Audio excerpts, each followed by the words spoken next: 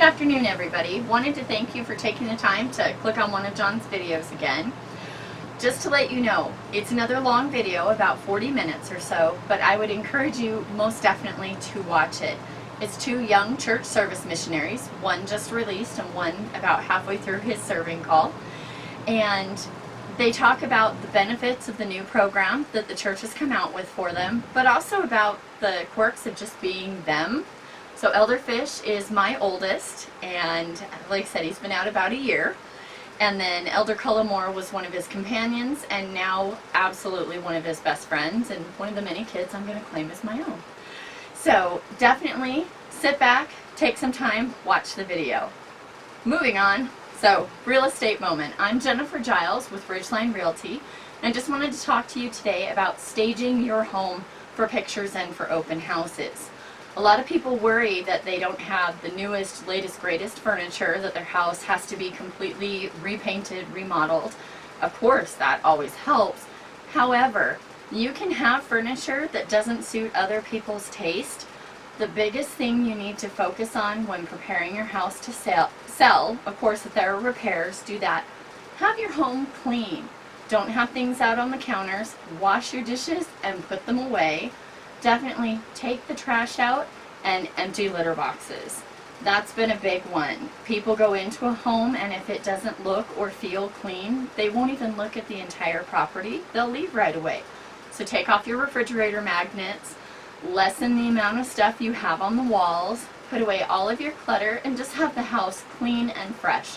You don't have to have it smelling like anything. No Glade plugins are necessary. If it's clean, it will present well, and it'll be easier for a buyer coming through to picture your house as their home. So, wanted to thank you again for looking in on the video, and after you watch the video, if you could send John a message with the keyword, which I'll give you in a second, not a comment.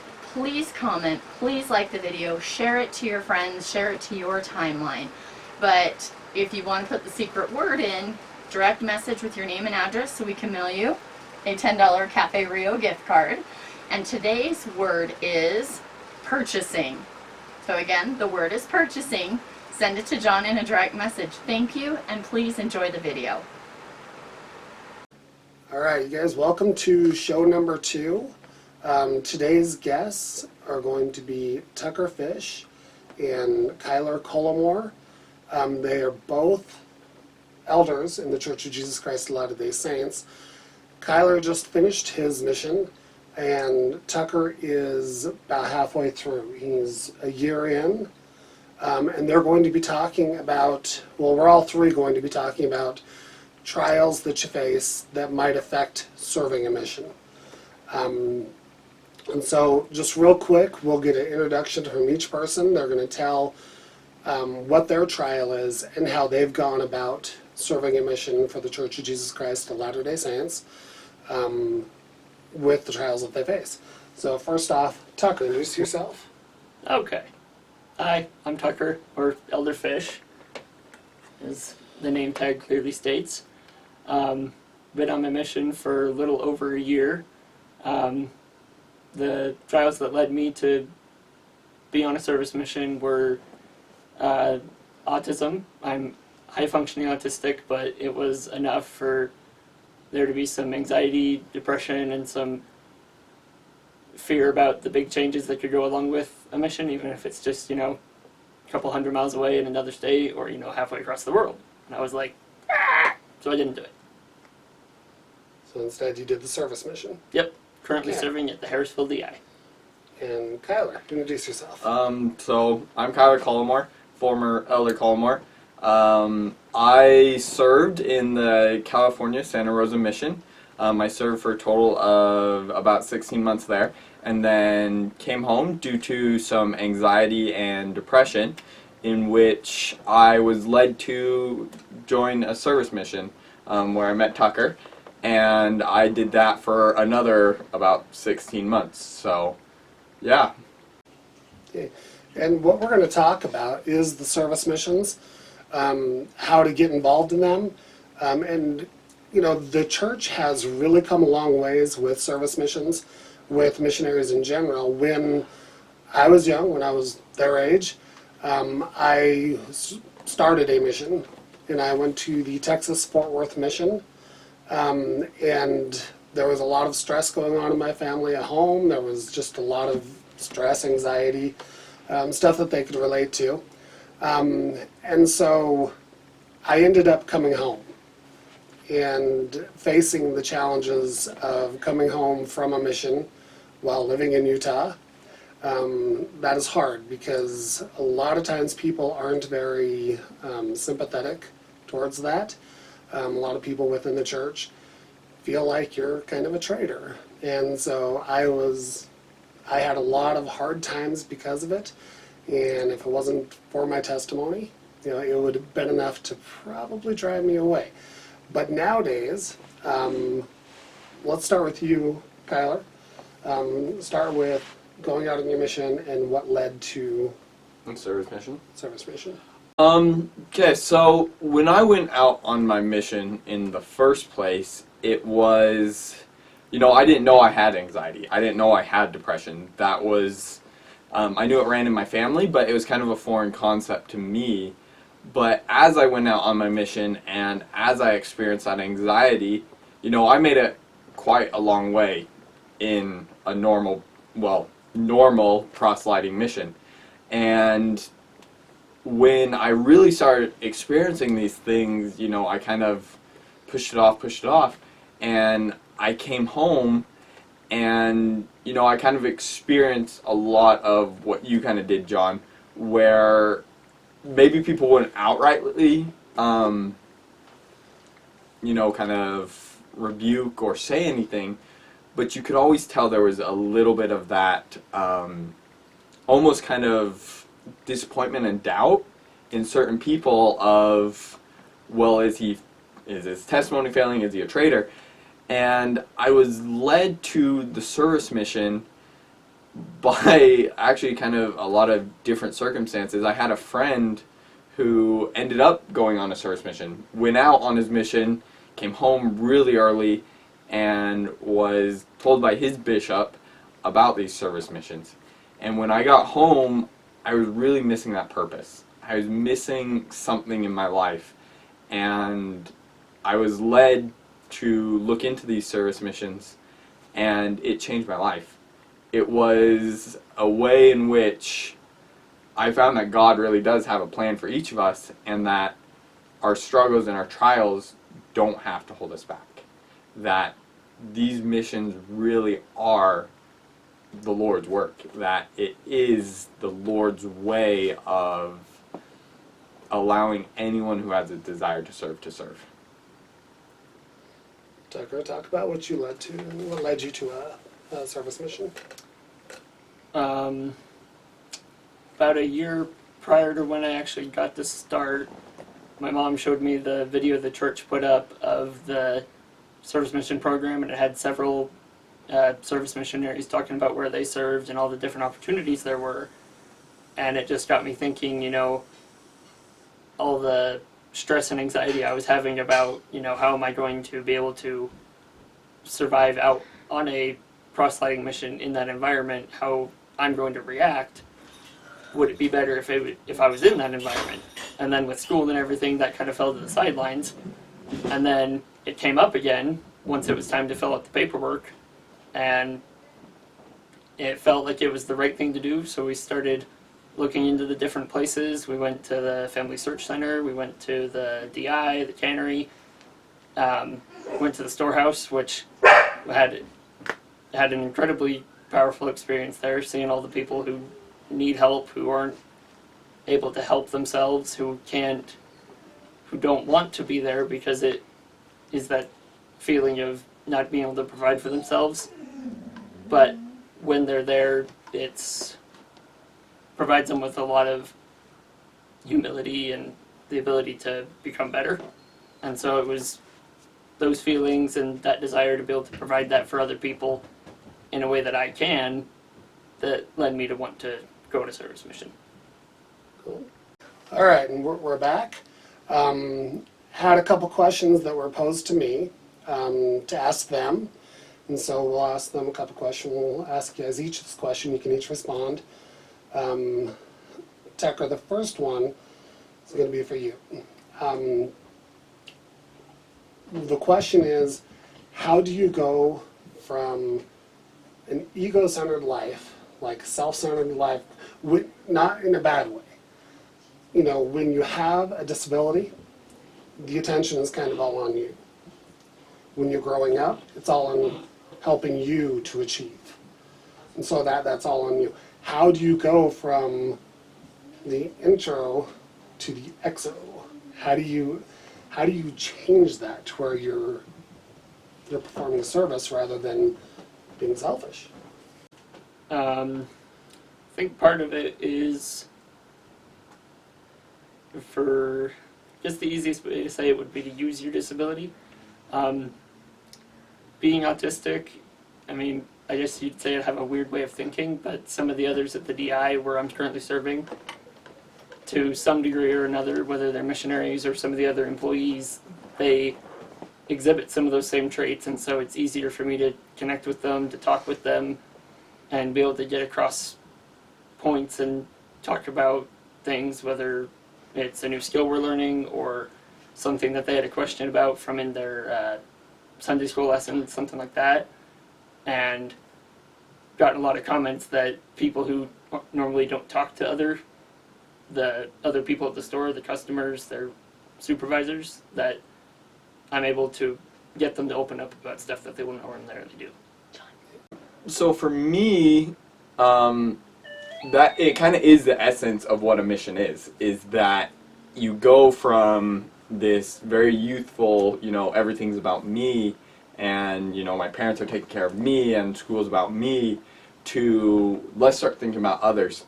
And I learned very early on in my mission that the mission is for you, but it will never be about you. That the Lord sends these young men and young women out on these missions, or asks them to do these things, not because He wants others to, just benefit from you, but because He also wants you to benefit from others. That He really does care about each of us in a very unique way, and the best way in which He can teach us about this is by taking us out of the equation, in a sense almost, by helping us to get outside of ourselves.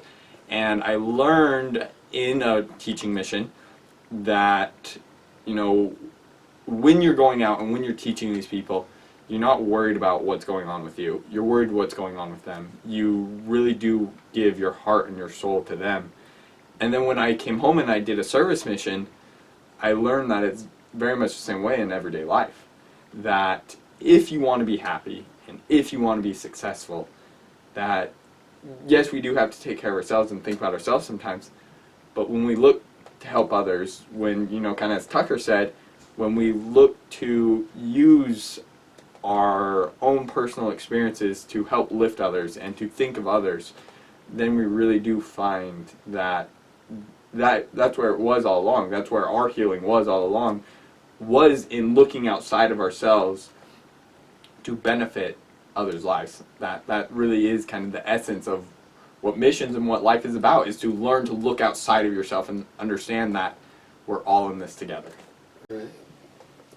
Well, I like that. Next question that was posed to me was,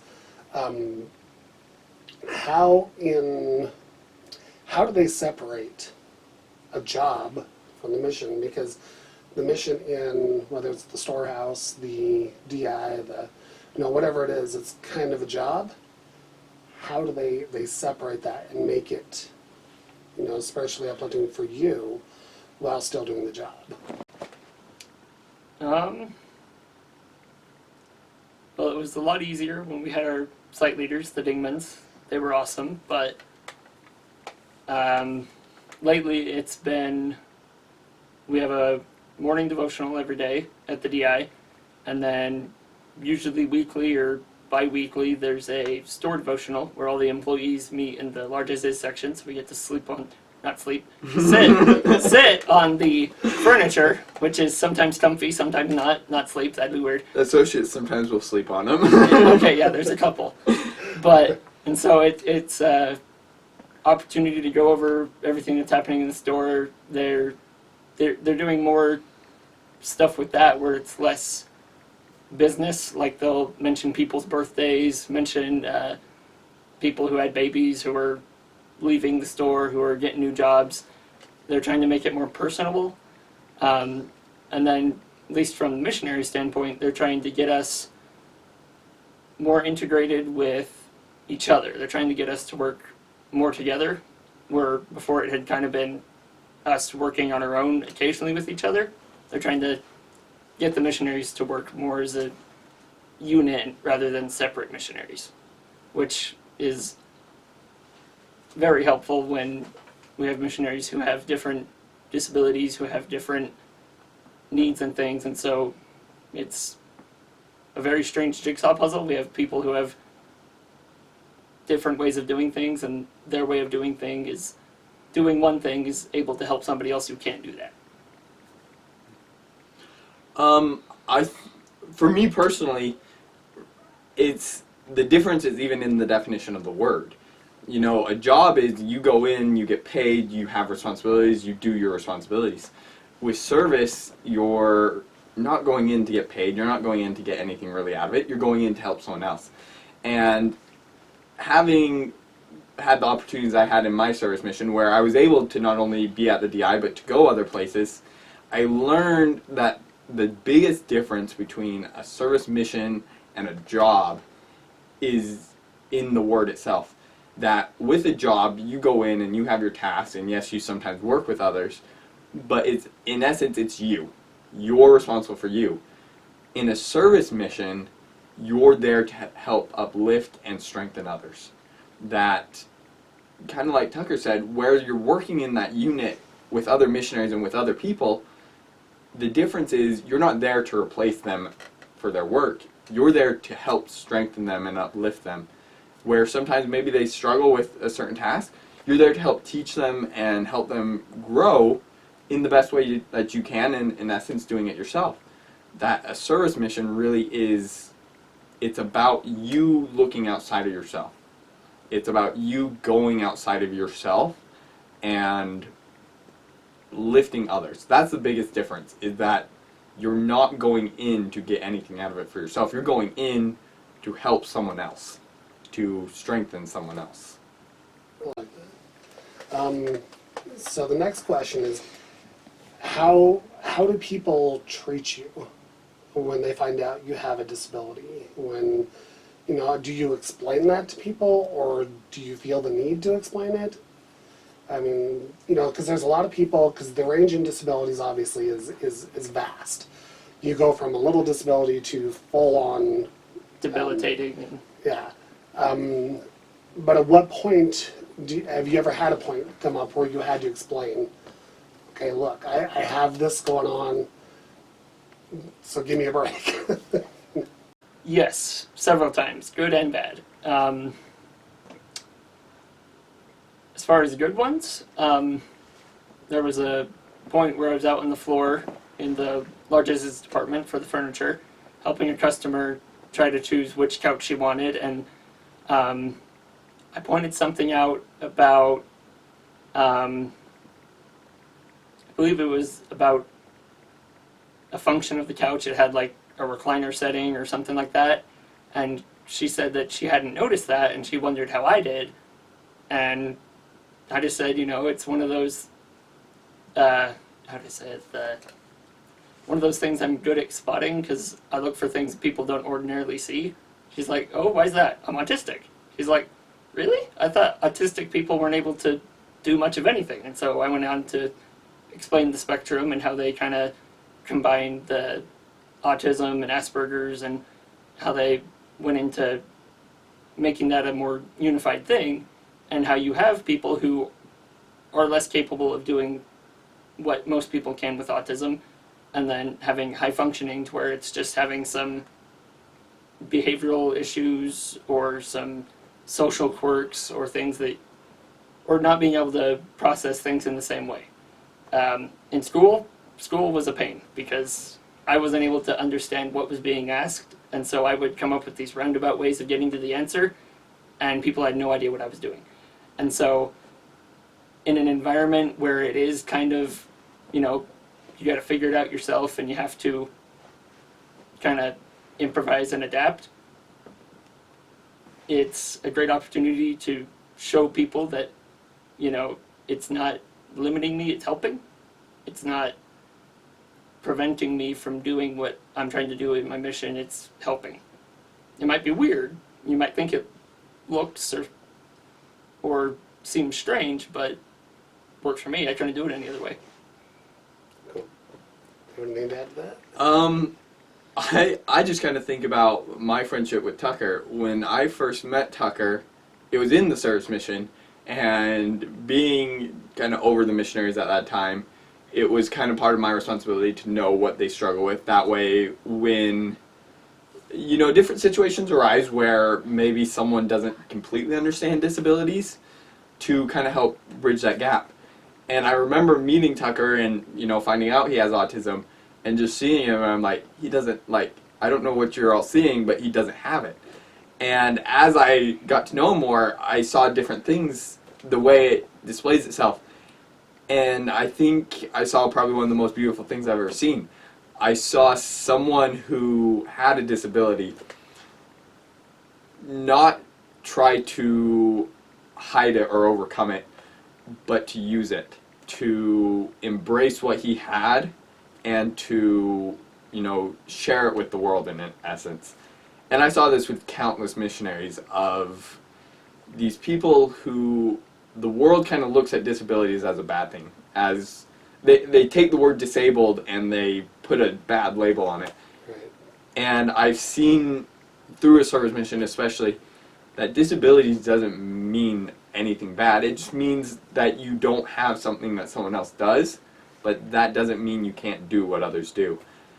And being in that position to see others and know their disabilities, and then see them use them to their advantage, was probably one of the best things in my life. Because before my mission and before I knew I had anxiety, I was one of those people that I was very hard on disabled, because it was, you can't do other things like us normal people. And then developing anxiety and depression and having that disability myself brought me into this state where I saw things in a whole different way, that being disabled sometimes gives you a step ahead, because you see the world in such a different and more beautiful way that sometimes without it you don't see. And I think that's just one of the best things, is that the service mission really does bring that out, that everyone has a purpose and everyone can do something. And I just think that's one of the best things about them. Absolutely.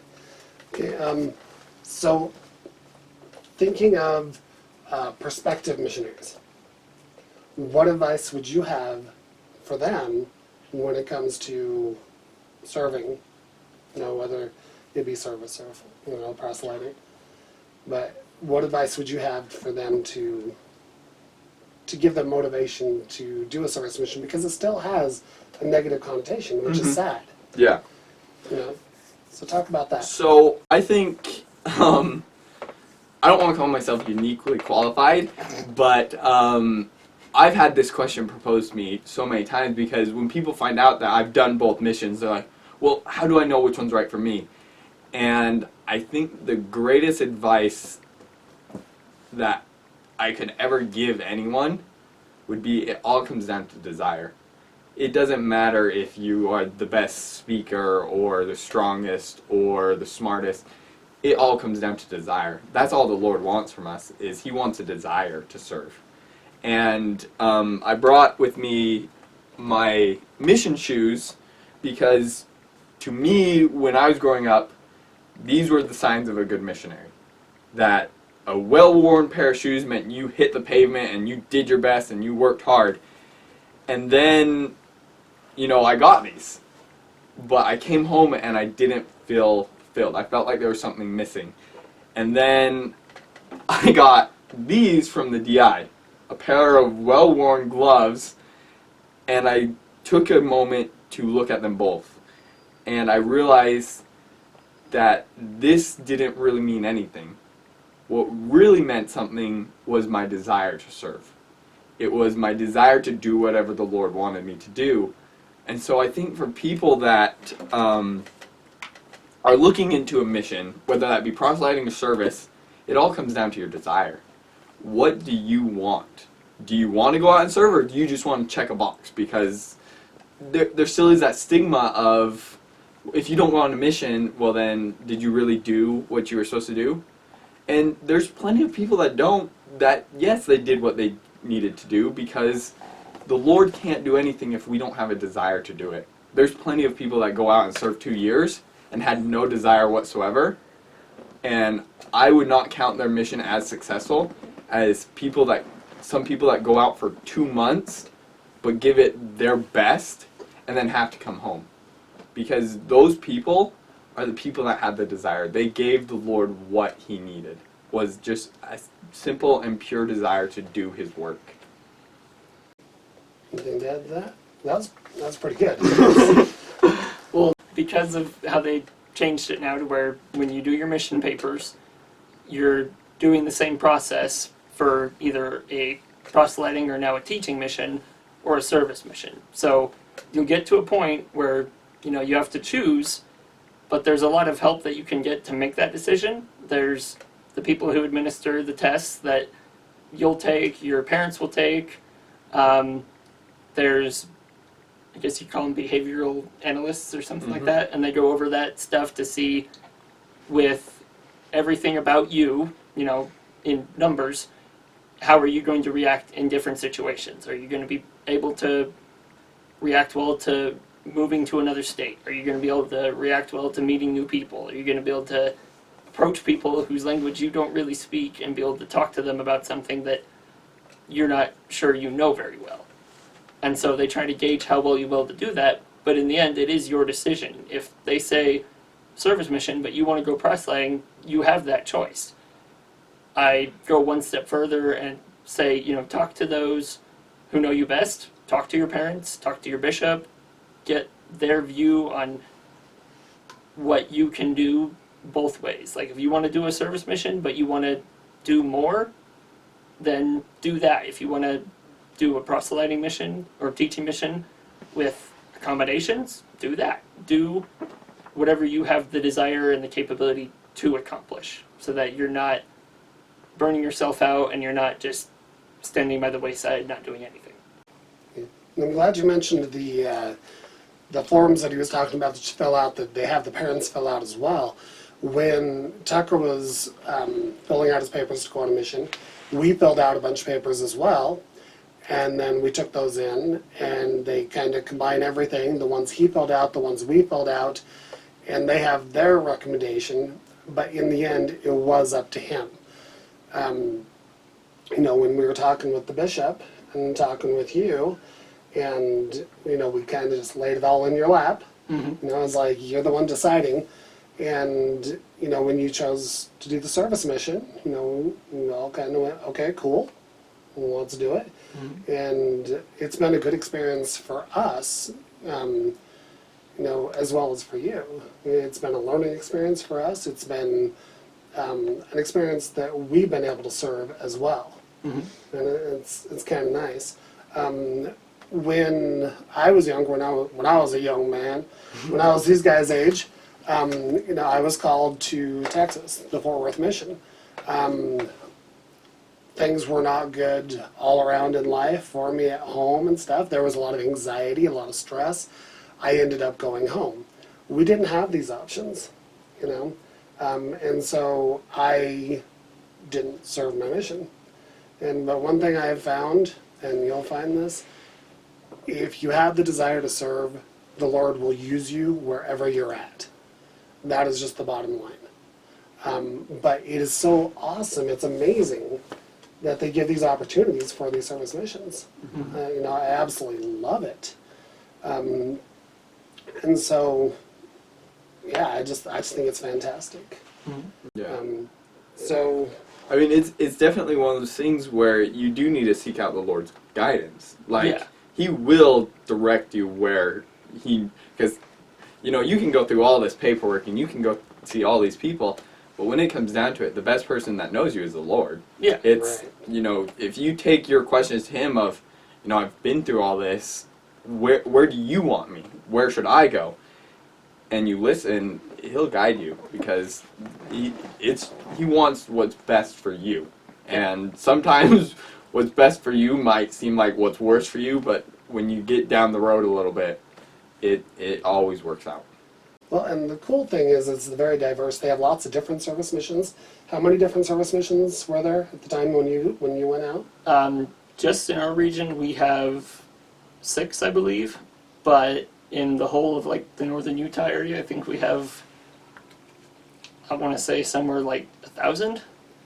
Yeah, there was a lot. Yeah. At least on the website, that's what they were And showing. Let me see. I have a picture here that I'll share. This is from one of my good friends, Elder Elison. Elder Elison was my first zone leader in the service mission. And I wish he was here because I can't give justice to his story. Elder Elison always wanted to do a proselyting mission. That was his goal. But he was told, due to your medical things, we can't send you out there. It's not going to be good for you. It's not going to be good for other missionaries. And he ended up going on a service mission. And the places it took him were amazing.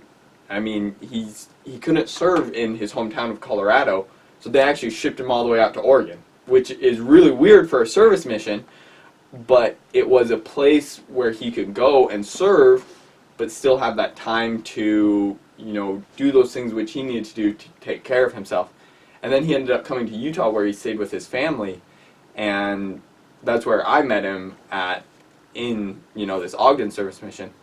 And it's amazing to me that, just kind of like Tucker said, there's thousands of opportunities to serve, and they've expanded it now where you can even serve in your own hometown, even if there is not a program set up. Well, and now they make it to where if you only needed to serve or only could serve a few days a week, you could. Mm-hmm. So you can do the service mission and say you wanted to go Monday and Friday because you have school on Tuesday, Wednesday, and Thursday. You can do that. It's diverse enough to where they accommodate anybody that's willing to serve. Mm-hmm. And I think that is absolutely amazing. Mm-hmm. That is absolutely wonderful. So what other pictures you got for us? I got quite a few. I got pictures from... Show some of your favorites. So I'll show you this one. So when teaching, sometimes, it's hard to sit down sometimes and just have a serious conversation. And especially when you have anxiety, and the way in which me or Tucker, or I or Tucker do, or even John, sometimes it's hard to just sit down and just spit out information at people. And so you have to make it fun. So this picture right here was from my teaching mission. And what we had to do with these kids is we had to make it fun. And it wasn't just for them, but it was for me too. Because sometimes when we sat down and we tried teaching them, the kids just couldn't understand with us just teaching them, and that would make me really anxious. And so I learned that with these kids, if we would act out these scripture stories, they learned phenomenally. They would come up with things that, we didn't even think of. And when I went on my service mission, and Tucker can kind of attest to this, I brought that with me, that, we need to have fun. That there are times when we need to be serious and when we need to buckle down, but sometimes the way the Spirit works is, I don't want to say He makes our minds light, but He makes our hearts light. He takes us and He says, you can smile, you can laugh. And I have this picture that I'll share with you of us teaching an investigator at the DI. And some of the best times and the most spiritual times we had were laughing and having fun. And, sharing. For the reaction he had, I'm assuming this is something pretty. Yes. In this picture, actually, what's on top of our heads is trash cans. These little things that look like just like little pots are actually trash cans, and we put them on our heads. And I can't even remember what we talked about exactly. I know she does because we've talked about it again, but we had a spiritual conversation. If I recall, it was, I think it was Noah and the Ark. I think it was Noah and the Ark and being prepared and things like that. And like why God was so willing to, destroy what he had created. And so kind of like the whole forgiveness and being prepared and yeah. Mm-hmm. And it was one of those things where we were able to have fun, but it also allowed us to connect with her on a level that we weren't able to otherwise. That I think sometimes we go out on missions and we think, the gospel is this way. But I think some of the greatest pictures I've seen of the Savior, he's smiling. He's not this kind of stone face like everything's exact. That missions can be fun. Like, you can express yourself. And I think more so, sometimes than the proselyting mission, the service mission allows you to do that. It allows you to express yourself and share the gospel in ways in which sometimes I think we overthink. That we sometimes think that, sharing the gospel can't be, going to the park and with my non-member friends and having a good time and, getting to know each other. That is the essence of the gospel, is lifting each other and showing each other that there is a way to enjoy life without breaking God's commandments. That there is a way to share this joyous message that we have without, without all the sit down and I'm going to spit words at you for 30 minutes. Without it being a lecture. Yeah. Yeah. And so I think that's one of the greatest things is that I've learned is that, the gospel can be fun. That it's not doom and gloom. It's a joyful message. And I think there are wonderful ways in which we can share that. If it was doom and gloom, nursery would be a lot weirder. Yes. So, that's just one picture I have, and I have countless others that I could share all day long of experiences and things I've had from both missions. That they really are, a service mission is a mission. Don't let anyone tell you differently. That when I went out on a service mission was, you're a service missionary. And it was almost like, it had a negative... It had a negative connotation of, you're a missionary, but you're not really a missionary. Because you don't go out and pound pavement all day. And this is something that I preach constantly to the service missionaries, is you are a missionary. Whether you have a name badge or not, you are called to this work, and if you'll answer the call, you will be a missionary. That anyone that goes out of their way to do something for someone else is, in essence, a missionary. That's the definition of a missionary. Kind of if you have the desire, you're called. Yes. Of that there are countless ways in which you can share the gospel. You don't have to go knock on someone's door and say, hey, can we sit down and teach you a lesson? It's lifting others. It's helping others. It's doing what Christ would do and sharing his gospel. Yes, there is, the baptisms and things that proselyting missionaries get that service missionaries don't always. But when it comes down to it, I don't think the Lord's going to sit there at Judgment Day and pull up anyone that has a missionary and be like, how many baptisms did you get? He's going to say, how many people did you help? How many people did you touch? Exactly. And that's going to be what's going to matter. And there's countless people you can touch in a service mission, whether you're, at the cannery or at the DI, or even if you're at one of the ranches, because they do that too. That there are countless people you can touch, and some of them might just be missionaries themselves. Well, and that's one thing I was talking to Tucker about this the other day. The Bishop Storehouse. It's awesome because people come in and get food for their families. and a lot of times they're not even members. So they come in, and all they have to do is go to their bishop and say, I need help, to the bishop of that area that they're in. And even if they're not a member, the church will help them. Mm-hmm. It's fantastic. You go in there, and there's such a spirit of love and caring and giving, that just, it feels awesome there. Mm-hmm. And it's where people don't have to feel ashamed that they're getting free food. It's the Lord is blessing them and blessing those giving it. Mm-hmm. Yeah. And it's awesome. One of the big fears that I know a lot of people have with service missions is that, it's not going to be a real mission. But I appreciate your comments, because that's so important to realize that you are serving the Lord. Mm-hmm. And I think President, I want to say Bednar, he gave a talk a while back where he was talking about you're not called to a place, you're called to the Lord. And I have 2 letters, and that's very unique for a missionary. I have 2 letters that called me to a mission.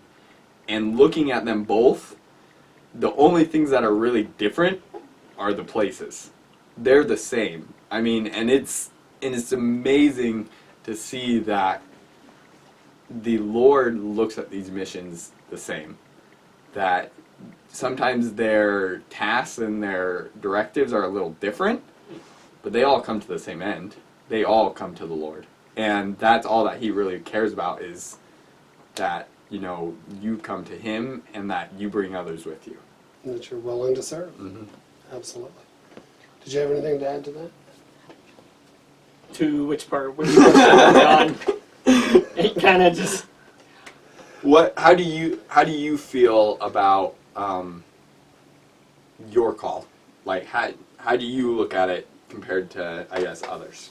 I don't know. At first, it felt kind of weird, but as it's gone on and I've been more and more in the mission, it's felt a lot more, not easier that it's like a routine, like you're going through the motions, but that it's becoming second nature to be doing missionary things. It's that getting into those good habits, those routines, the things you'd be doing on a proselyting mission, where you have the set schedule and the places you need to be at this time for this person.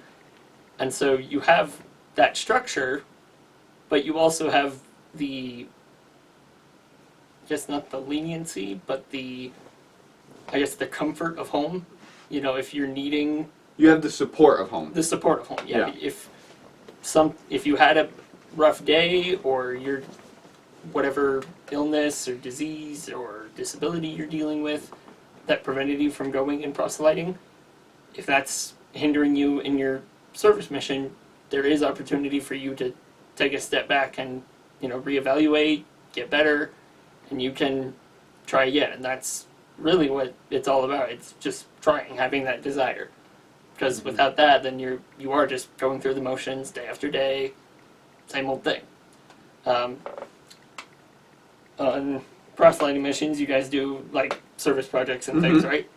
So, if I can figure out which one it is, one of the first projects we did was we went to Adventure Park in North Ogden, I believe, and I think they just said we revitalized it, but we just put down some new wood chips, we put some fertilizer around some trees, we edged and put down some new sod, I think. But, so, we do a lot of the similar things that you do on a proselyting mission. We go out and help people, not just at where we serve. We go out and, talk with people, meet them. We call them zone conferences currently, but they're trying to come up with new vocabulary so that service and proselyting missions are more distinct.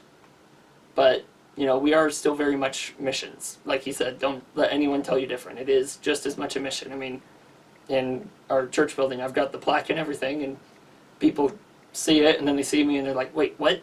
That doesn't make sense. You should be like in Tahiti or something. You can't be here. Your plaque's there, so you should be elsewhere. It's like, no, I'm a service missionary. This is where I serve. And they said, that's amazing.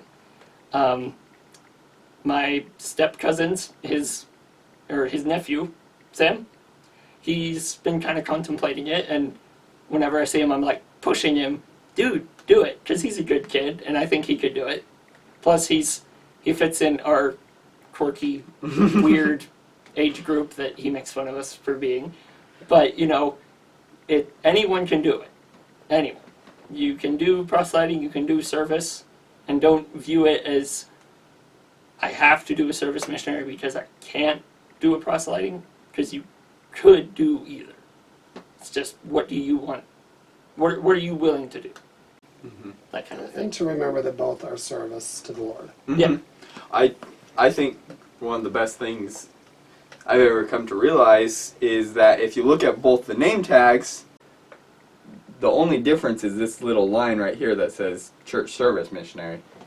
And the funny thing is that if you talk to any proselyting missionary and you ask them, what's the most important name on there, they'll tell you it's the big one right there, Jesus Christ.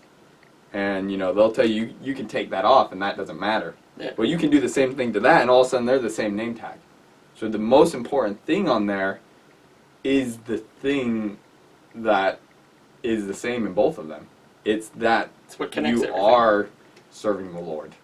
And you can do that in any way in which He sees fit. And that's just the wonderful thing, is that you can serve Him. And anyone can. That's awesome. No, and like I said, this is an ongoing thing. This is an evolving thing, the service missions. They weren't around when I was their age, all those years ago.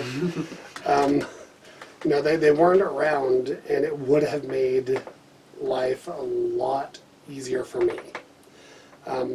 Fortunately, I had a strong testimony, and it didn't deter me from what I was doing. A lot of people, they don't have the strength to endure something like that, and to have the option, and to have just plain options, period, is a fantastic thing. Any last words of wisdom? No, I mean, I say no and then I keep talking. Yeah. Yeah, you're good at that. I think that to anyone that is thinking about a mission or has been on a mission or has come home from a mission, early or not, to remember that this whole life that we live, this whole plan of salvation, it hinges around Jesus Christ. That it doesn't matter who you are, where you've been, or what you've done or haven't done. That the most important thing is that we have a Savior who loves us. And that He wants us to come home in whatever shape we're in. And that if you're thinking about a mission, do it. If you can't do it, find other ways to serve, because there are plenty. And I think and I know that the Savior loves us and He accepts whatever we can offer. And coming from someone who, I've had a lot of time to serve the Lord under a name tag, that the most important lessons you will ever learn is that the name tag doesn't matter. All that matters is what's in your heart and what you're willing to give to the Lord. That's all that will ever matter, because that's what He wants. That's what He cares about, is you. And I just think that sometimes we forget that, Yeah. Sometimes we forget what the Lord actually wants, and He just wants us. He wants us home. Well, with that, it's a few years ago, and I can't really remember who said it, but I know it was a good friend. But he said, people say, like in sacrament meeting and Sunday school, things like that, that on my mission, and, referring to great things that happened. And, great things will and can happen on your mission. But if your greatest stories of service and things that you did to help others are all from your mission, then what have you been doing since you got home? Because really the mission, I mean, you are helping and you are serving, but that's just teaching you how to keep doing it once you leave. Like, there was one guy, I think the guy who told me this, I still can't remember his name, I think he had said it after somebody in sacrament meeting had said those words, and he's like, he's probably been off his mission for 20, 25 years, and that's still the best experience he's had in that situation, that kind of situation. That's great, but it's always about improving and becoming better. So, just because you're done with your mission, you don't stop being a good person, you don't stop helping others. You still need to have that desire, and you always want to keep being better. Name tag or not, wearing shoes or not, I mean, wear shoes, but you don't have no shoes. But you're still a missionary regardless. Even those who don't get called proselyting or service, I mean, there's ward missionaries, there's being a minister, there's being Nursery leader, a bishop, the prophet. I mean, who knows? One of you watching could be the prophet someday, and you will be amazing. But as long as you have that desire, you can do anything. So keep that and don't lose it. Right. Yeah, that's a good spot to end. So remember to send me a personal message with the keyword, your name and address, for the drawing. So last time it was great. The last show was fantastic. I'm hoping to get even bigger turnout out of this one. So please leave a comment, like this, share this, all that stuff. But just do not put the keyword into the comments. That's the only thing I don't want. So I appreciate you guys watching, and we will see you next time. Bye! Love you.